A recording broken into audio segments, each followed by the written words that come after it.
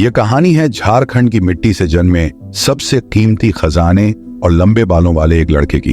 ये कहानी है उस लड़के की जिसने दुनिया को दिखाया कि केवल शहर छोटे होते हैं पर वहां के लोग और उनके सपने नहीं। ये कहानी है एक खिलाड़ी के उस भरोसे की जब हाई प्रेशर सिचुएशन में पूरा ग्राउंड और टीवी के सामने बैठे लोग तनाव में नाखून चबाते रहते थे, तब भी वह अपनी सोच और होश संभाले रहता था, अपने देश की उम्मीदें संभाले रहता था। ये कहानी है खड़गपुर के टीटी, रांची के माही और सीएसके के थाला की। ये कहानी है दुनिया के सबसे प्रभावशाली क्रिकेटर की, 22 गज की पट्टी के नायक धुरंधर धोनी की, जिसने प्रेरित किया लाखों बेफिक्र भारतीय युवाओं को जिम्मेदार नागरिक बनने के लिए, जिसने बिना पंखों के भी हवा में अपना हेलीकॉप्टर उड़ाया, जिसके दिमाग और कदम मैदान में चीते से भी तेज दौड़े, जिसने जर्सी नंबर 7 को दुनिया की सबसे मशहूर जर्सी बना दिया। और जब उसने क्रिकेट से संन्यास लिया तो भारत के लाखों लड़कों ने क्रिकेट देखना छोड़ दिया। निडर था, उसमें जिगर था। ऐसे ही थोड़ी ना वो दुनिया का बेस्ट फिनिशर बना जिसका अपना खेल था,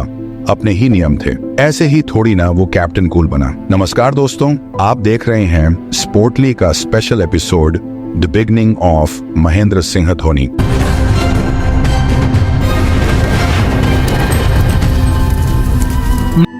महेंद्र सिंह धोनी, जिन्हें प्यार से माही भी कहा जाता है, 7 जुलाई 1981 को रांची झारखंड में जन्मे इस लड़के ने दुनिया को दिखा दिया कि छोटे शहर के सपने भी बड़े होते हैं। और उसी झारखंड में 7 जुलाई 1981 को एक ऐसे शख्स का जन्म होता है जिसने न सिर्फ झारखंड बल्कि पूरे विश्व में इस राज्य की पहचान बना दी। धोनी भारतीय क्रिकेट में कहां पर है? आई थिंक उससे बड़ा क्रिकेटर ही नहीं आया जो उसने देश के लिए किया। I think hats off to him. I think captaincy में आई हैव नेवर सीन, मैंने कभी धोनी को अंडर प्रेशर देखा ही नहीं। सिचुएशन बहुत अच्छा नहीं है and you see his face, ऐसे लगता है कि हाँ ही मैनेज समथिंग, कुछ हो जाएगा, you know, so that's the best part. जब मैंने देखा कि वो ये कर रहे थे, लैप ऑफ ऑनर कर रहे थे, तो मैंने सोचा कि मेरे पास एक शर्ट है तो उस पर मैं ऑटोग्राफ ले लूँ। ये मेरे लिए बड़ा इमोशनल मोमेंट है क्योंकि इस बंदे ने क्या क्या और क्या नहीं किया इंडियन क्रिकेट के लिए। देखो, मैं धोनी का फैन हूँ। धोनी के फैंस के लिए उनकी एक झलक भी किसी कहानी में बदल जाती है। महिलाएं जैसे हसीना नसरीन सिर्फ धोनी को छूने के इरादे से 250 किलोमीटर की दूरी तय कर डालती हैं। एक लड़की अचानक ईडन गार्डन के गेट पर माही से मिलने की कोशिश करती है और यह घटना टेलीविजन चैनलों पर पूरा दिन दिखाई जाती है। आईपीएल में माही को सिर्फ 2-4 गेंद खेलते देखने के लिए लोग पूरे 40 ओवर का इंतजार करते हैं और जब स्टेडियम में उनकी एंट्री होती है तो पूरा स्टेडियम मोबाइल फ्लैश लाइटों से जगमगा उठता है। Main thing was that we just came here to watch Dhoni. We watched Dhoni play Dhoni 3 balls and that was enough for us. Especially when Jadeja was out in the last over and Dhoni came in, that was definitely the best part of the entire match. I was a KKR supporter, but honestly I'm here because of Dhoni and it made my day to see him batting. Yeah, we came for Dhoni. We came for Dhoni. Dhoni. I was feeling terrible. I was crying. The entire city was supporting Dhoni. I was the only person supporting. Sachin Tendulkar, Amitabh Bachchan और शाहरुख खान के देश में महेंद्र सिंह धोनी का यह जुनून उनकी लोकप्रियता और मायनों को दर्शाता है। 15 नवंबर 2000 को जब बिहार से अलग होकर झारखंड बना, तब किसी ने सोचा भी नहीं था कि रांची जैसे छोटे शहर से निकला और टीटी की नौकरी करने वाले एक लड़के के लिए दीवानगी इस हद तक बढ़ जाएगी। धोनी की पहचान ने झारखंड के हर युवा को गर्व महसूस करने का अवसर दिया है। आपको बहुत लोगों ने इंक्लूडिंग मी भगवान जैसा माना है। हमें बचपन से बताया गया है कि आप ये सीखो, छोटों की रिस्पेक्ट करो, बड़ों की रिस्पेक्ट करो और सबको साथ में लेके चलो, डाउन टू अर्थ रहो। वो हमने सिर्फ पढ़ा लेकिन सिखाया आपने। बोल नहीं पा रहा हूँ, इससे ज्यादा आगे मुझे समझ में नहीं आ रहा। अभी आपके पैर छुए, उससे ज्यादा कुछ नहीं चाहिए था लाइफ में। एडम गिलक्रिस्ट को आदर्श मानने वाले और संजय दत्त के बालों से प्रेरित महेंद्र सिंह धोनी नाम के इस लड़के ने जब सचिन के साथ खेलने का सपना देखा तो झारखंड की धरती पर खड़े होकर ऐसा सपना देखना आसान नहीं था। लेकिन जिस देश में रामेश्वरम के तट पर एक गरीब मुस्लिम परिवार से निकला लड़का जो दिन भर अखबार बेचता था और रात में मिट्टी के तेल की रोशनी में पढ़ाई कर भारत का नाम दुनिया में रोशन करता है और डॉक्टर एपीजे अब्दुल कलाम के नाम से पहचाना जाता है, उस देश में कोई भी सपना देखना असंभव नहीं है। माही का सचिन के साथ खेलने का सपना तब पूरा हुआ जब उन्होंने घरेलू cricket Duleep trophy, Deodhar trophy और रणजी ट्रॉफी के रण से गुजरकर 23 दिसंबर 2004 को बांग्लादेश के खिलाफ अंतर्राष्ट्रीय डेब्यू किया। पूरे बिहार और झारखंड की निगाहें उस अद्भुत पराक्रम का इंतजार कर रही थी, लेकिन पहले ही मैच में माही बिना कोई रन बनाए रन आउट हो गए। क्रिकेट की दुनिया में दौड़ने का सपना देखने वाला ये लंबे बालों वाला धोनी 22 गज की पट्टी पर अपनी पहली दौड़ हार जाता है। माही का दूसरा वनडे मैच भी कुछ खास नहीं रहा और 26 दिसंबर 2004 को खेले गए इस मैच में उन्होंने सिर्फ 12 रन बनाए। माही ने अपना तीसरा वनडे मैच भी बांग्लादेश के खिलाफ 27 दिसंबर 2004 को ढाका में खेला और इसमें भी माही ने सिर्फ 7 रन बनाए। चूंकि यह सीरीज बांग्लादेश से थी और भारत ने यह सीरीज 2-1 से जीत ली थी, इसलिए माही के इस प्रदर्शन को लेकर ज्यादा शोर नहीं हुआ, लेकिन झारखंड और बिहार के लोगों की उम्मीदें टूटने लगी। सीरीज खत्म होने के लगभग 3 महीने बाद पाकिस्तान भारत के दौरे पर आया। इस सीरीज का पहला मैच कोच्चि में खेला गया और माही ने इस मैच में भी 7 गेंदों पर केवल 3 रन बनाए। अपने पहले 4 मैचों में माही केवल 22 रन ही बना सके थे। ये वह दौर था जब 3 या 4 मैचों में प्रदर्शन न करने पर खिलाड़ी को टीम से बाहर कर दिया जाता था। माही के साथ भी यही हो रहा था, क्योंकि मीडिया अब माही के पीछे पड़ गया था। लोग जिन्होंने कभी बल्ला भी नहीं पकड़ा था, वे भी अब धोनी की बल्लेबाजी पर सवाल उठा रहे थे।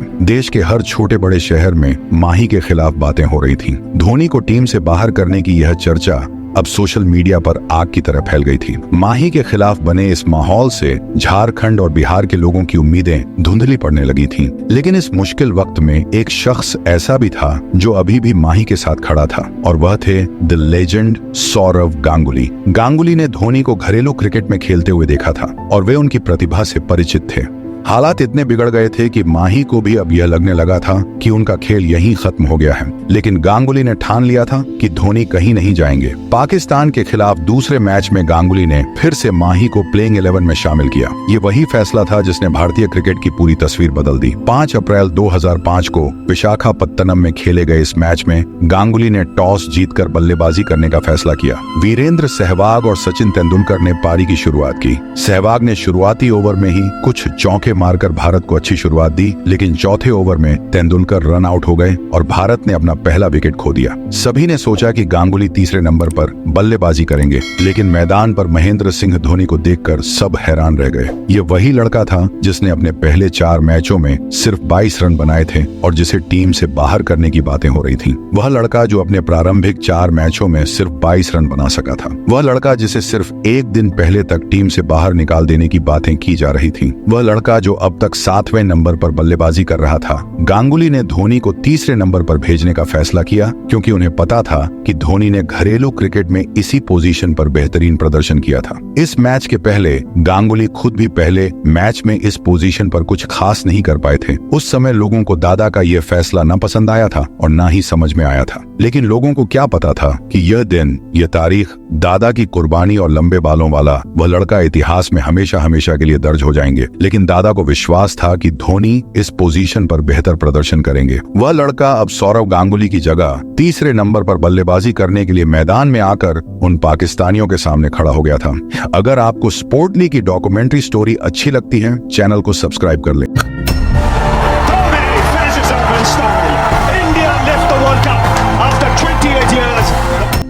पाकिस्तानी गेंदबाजों ने जब माही को देखा तो उन्हें लगा कि यह खिलाड़ी बस कुछ ही गेंदों का मेहमान है, 2-4 रन बनाएगा और लौट जाएगा। मगर उन्हें यह कहां पता था कि झारखंड की धरती से निकला यह कोयला आग भड़काने की क्षमता भी रखता है। वास्तव में यह तो भारतीय क्रिकेट का कोहिनूर था, जिसकी चमक से आज पाकिस्तानी गेंदबाजों की आंखों की रोशनी और उनके घमंड को भस्म होना था। माही और विस्फोटक वीरेंद्र ने जब पारी को आगे बढ़ाया तो उनके आक्रमण और विस्फोट से पूरे पाकिस्तान में खामोशी छा गई थी। 13 ओवर के अंत तक भारत का स्कोर 118 रन था, जिसमें वीरेंद्र ने 36 गेंदों में 70 रन और माही ने 35 गेंदों में 41 रन बनाए थे। लेकिन 14वें ओवर की चौथी गेंद पर नावेद उल हसन ने विस्फोटक वीरेंद्र का विकेट लेकर पाकिस्तान को थोड़ी राहत दी। जाने से पहले वीरेंद्र ने 40 गेंदों में 74 रन बनाकर भारत को जीत की दिशा में अग्रसर कर दिया था। 20वें ओवर की 5वीं गेंद पर 1 रन लेकर माही ने 79 गेंदों में अपना पहला अर्धशतक पूरा किया। आफरीदी के 32वें ओवर की दूसरी गेंद पर एक सिंगल लेकर माही ने 88 गेंदों में अपना पहला शतक पूरा किया।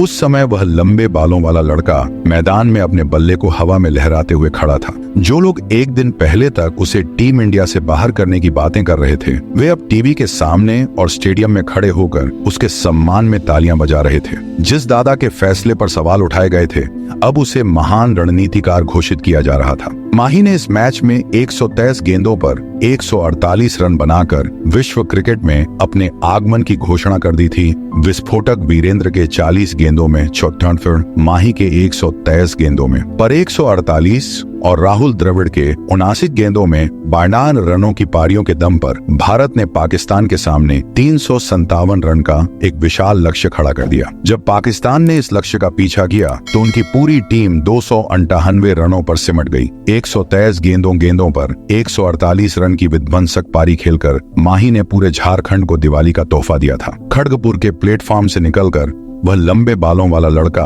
उस दिन 22 गज की पट्टी का हीरो बन चुका था। झारखंड की धरती से निकलकर वह अब भारत की सरहदें पार कर विश्व क्रिकेट की सुर्खियों में आ चुका था। वह एक ऐसी खबर बन गया था जिसे आने वाले कई सालों तक पूरी दुनिया याद रखेगी। उस दिन दादा के फैसले और त्याग ने भारत को एक ऐसा योद्धा दिया था जिसके सामने भविष्य में कई दुश्मन समर्पण करने वाले थे।